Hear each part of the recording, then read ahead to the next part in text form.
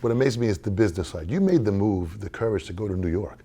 I mean, you were young, you made that move. I mean, well, when I was 19, let's back up. I mean, but when I was 12 or 13, I decided that was what I was going to do. Yeah, that's amazing. And that's an important thing. And I think that, people have to realize that this isn't something that, you choose, let's see, what job can I do that I can have security and a good future? And I kind of like it, I won't mind doing it, but boy, I can't wait for the weekend so I can not work my job. Right. This is not that. Right. This is the kind of thing that if you don't do it, something's wrong. And on the weekends, you'd rather be there than screwing off doing something else. Right. If you don't have that, don't waste your time trying to be a musician, is my attitude, Right. The other side of it is that if you have that, don't fight it.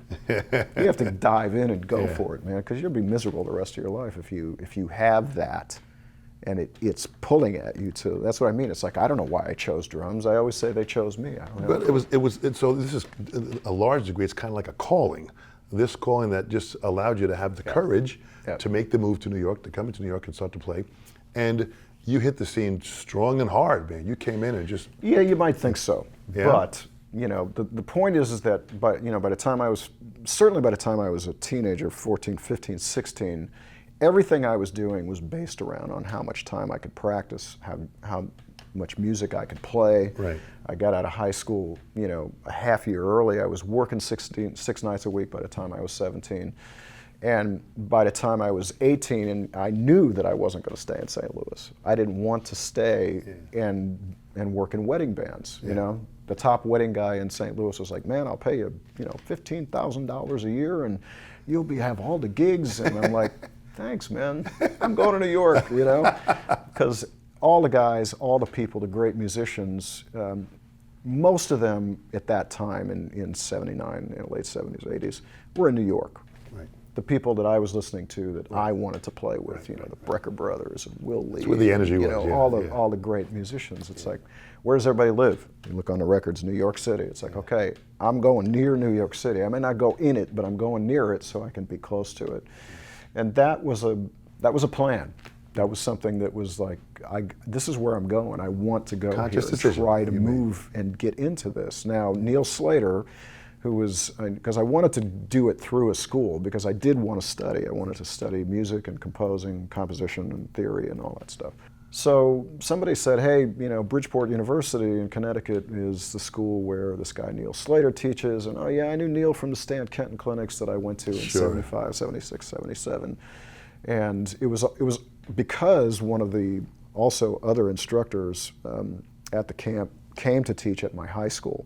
I was already gone, but he contacted me and he said, "Hey, you gotta check out Bridgeport University and Neil." So anyway, I sent a demo tape and Neil was like, "Well, if you can read as good as you play, you're in the band."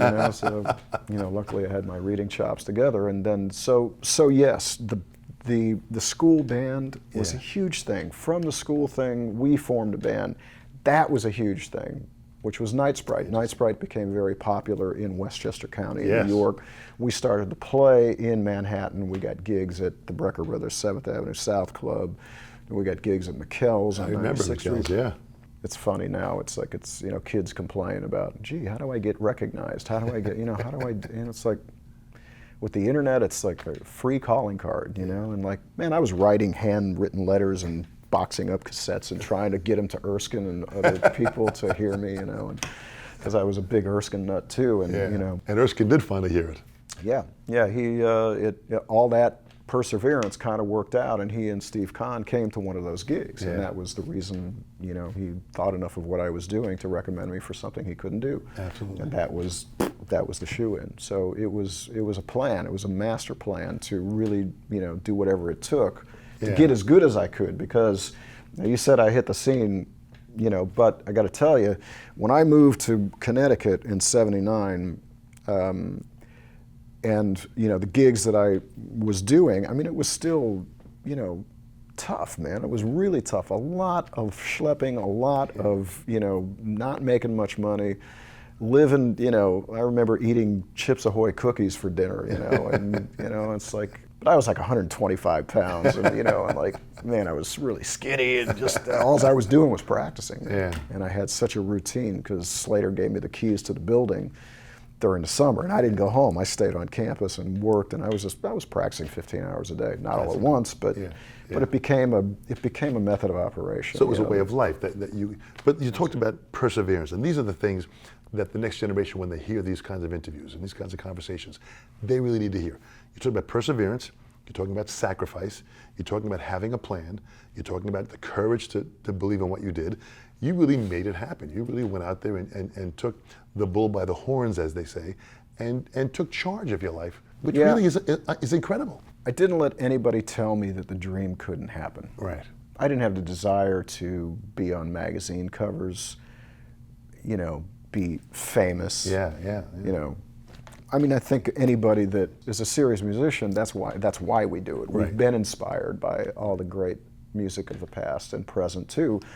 And we want to, we're affected emotionally that way in a positive sense. Right. And it is a wonderful distraction from all the negative that we then try to, put in some positive stuff for people to experience. Absolutely.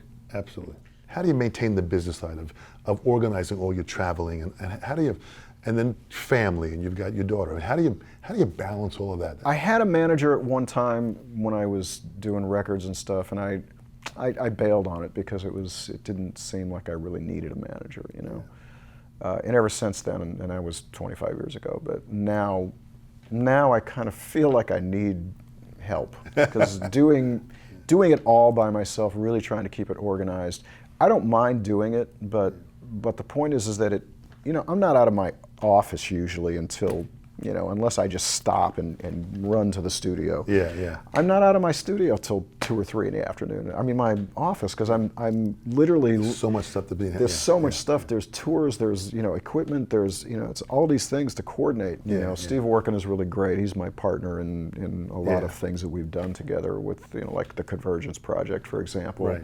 My new online school that I'm working on, we're partners in that. So he's my marketing manager, does all my website and social media stuff. So he takes on a little bit of that role. And we do have booking agents for the bands and stuff like that. But it's just the personal management stuff of things that I'm a little bit too anal and controlling about that I can't give to somebody, because that's the point. I'll have to get in there anyway. Absolutely, and you want it done right. And I get that. I'm a Virgo. I get that big time, as far as trying to keep things in line the way I would do it. But having to develop that kind of assistance to make it happen.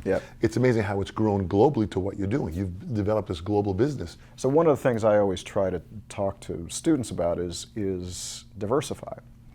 Don't go into this business thinking that it's the drumming business, because if I had to survive just playing drums, it would be hard work. I mean, I'd have to be on the road more than I am now, which is 6 to 7 months out of the year. I mean, I would enjoy it, but it's not the only thing that that helps me survive. Right. We have instructional products, we have equipment products, we have teaching products, we teach, I mix, I engineer, do things like that. So producing, you're doing the online, a little bit of that. Teach now. So, I mean, that's a lot that you're doing. Yeah, and it's just a matter of of having different outlets within the business. But it's the music business. It's not the drumming business. And I think a lot of people get tunnel vision with I'm just going to play drums, and then worse, they say, I'm just going to be this kind of drummer. Right. I want to play with a band, and I'm going to play this style. Right. Good luck with that. Yeah. That ain't gonna work, because if that style goes away, like it did for a lot of the rock bands in the 80s, Absolutely. I mean, we have friends that are selling cars, Exactly right. Because that music went away. So multiple income streams you have done well with, because your educational books, the material that you have, the play-along stuff, this is all stuff that my students live by this stuff. I mean, your presence in my teaching facility is literally every day I'm teaching. Oh, that's nice. Your name comes up, and there's projects that we're working on and products that you have, and it is so great because it allows the student to find excitement, and it opens up their passion. Yeah. So your music does that to that. Now, well, like I said, at a very early age, I started when I got the Roy Burns Big Bad and Beautiful. Yeah. It wasn't necessarily a play-along, but it was Roy playing great, sounding wonderful with the Dick Grove Big Band, and it had charts, big band charts. I had and that. It was awesome, you know. And I was like, wow, this would be really awesome if the drums weren't there to be able to play with. So, from that project, when I was 14, I said, man, if I ever get the chance, I'm going to make a killer play along that and that's why Contemporary Drummer Plus One was born, because there really wasn't a hip contemporary play along on the market, and I wanted to do that, and I wanted to have that transcription stuff and all that. And that is still alive and well and strong. The music has lasted through time. Yeah, thankfully. I mean, it's a little dated now, but but my idea with that project was to kind of do a studio prep and give them diverse material to practice. It was like a sports car jingle on there, for Christ's sake. It's like but just rock stuff. But I wanted to do it in a way that was that you could listen to this and it would almost be a professional record. I was using it also, and this is how I was thinking, that I was using it as a demo or a calling card for a record deal. Because actually GRP at the time, they wanted to give me a record deal, and I was like, no, nobody knows who I am yet. Let me get the drumming market happening with a really cool sounding thing that's also serving the purpose that I've been dreaming about for a while with the play along aspect, and try to hit all of these things at once. So that was my master plan, which was the name of the first CD, once I did accept the record deal, because it was all a master plan of thinking about how I wanted to try to design the ability to, first of all, give something to the drummers that they could use that was not there. That's why I was saying, I was like, man, where is this stuff? There's like all these great drummers on the markets, and there's no material out there of that kind. It's like I said, if anybody ever cares enough to buy it, I'm going to make it, And so I did that, and I did a couple of other play-alongs, and honestly, I would have done a ton more, but I'm playing too much. I'm not a teacher, and my projects are always, going more, thankfully, going more towards the creative side, making records, touring, playing live, playing with people, And when I can, I do the instructional thing. So then, I did the ultimate play along for Volume 1 and 2. That was named Volume 1 and 2 for a reason. It was supposed to keep going, and I just never had the time to keep it going. But I sort of did an offshoot of that. Recently I have on my website now just the Singles Project, which is not a dating service. It's Singles Project that I have songs that singles that I they do can with my download friends and play along to. Yeah, and and it's a full package that it's kind of the same deal. It's not quite in depth where the transcriptions are concerned, but it has charts for all the instruments that are on the given song. And I do it all in my studio, and it's a way to give more of that kind of material with the guys that I'm playing with, like Osnoy or Mike Stern or George Whitty. We have one, or Gary Meek. We have one up there. So there's like 4 play-alongs on this website, and it's an important thing, because that, without being able to play to that kind of material, playing to click tracks is no fun. First of all, it's great practice. We have to do it, to learn how to internalize time, play with time, and do that. But boy, it's so much fun to be able to play with something that's designed to be very well produced in time. And that's what I do with my play-alongs. I try to get them to be produced so that people aren't playing with time that's like this, because that's not really going to do anything as far as an instructional aspect. Very clear. So anyway, that's my concept of that type of thing. So the master plan has worked and continues to work when you think about the process. Try to keep it going. Trying to keep it going. Really amazing. What would you say in closing, Dave? If think about young generations listening to what we're talking about. They're hearing your voice and they're hearing your message. What would you say to them on what could give them the fuel to continue, or the courage, or the sacrifice and the perseverance that you did? Well, first of all, realize your passion. If you have this passion and this burning desire to do it, then first of all, if you're young enough and you have to talk your parents into this, you got to prove to them that you are serious. You have to either decide to do it if you want to be a professional, or just do it for fun and a hobby, and then not sweat it at all. Right. That's the first thing, is determine kind of what you're doing. It's like, make it possible for yourself to do it. So that means don't don't take on too much responsibility in life too soon, and don't put yourself in situations where it forces you to make a lot of money that take away from the time that you need to sit there and practice. Right. So then we get into the development. Go listen to the history. Yeah. Understand where it all came from. You have to understand that it started basically with jazz. Yeah. Everybody came out of the jazz thing before rock and roll was even born. Yeah, yeah. So you got to go listen to the history for the depth of the understanding of, first of all, the triplet. Triplet is not being taught that much these days. And there's countries that we go to that they don't know what it is. I have no idea. Absolutely. So you have to understand the swing. You have to understand the triplet. And then, of course, you get into the rock and roll. You get into there's the history of all the great rock players too. Right. But go back. It's so much fun. Then find good teachers. Find the players, the people that you like, what they do. Well, who do they study with? Do they teach? That type of thing. Do they have online drum schools? That type of thing. Ask the questions to find that information. Yeah. And then do whatever you have to do to practice. My real estate ventures, which have been very little, have always been decided by where the drums were going, not how nice the kitchen was or anything else. It's like, where am I putting the drums? Because if I can't play right outside my door, right in my building, I'm not going to do it so much. That's because you have to get up and go somewhere, and then it becomes a job. Right.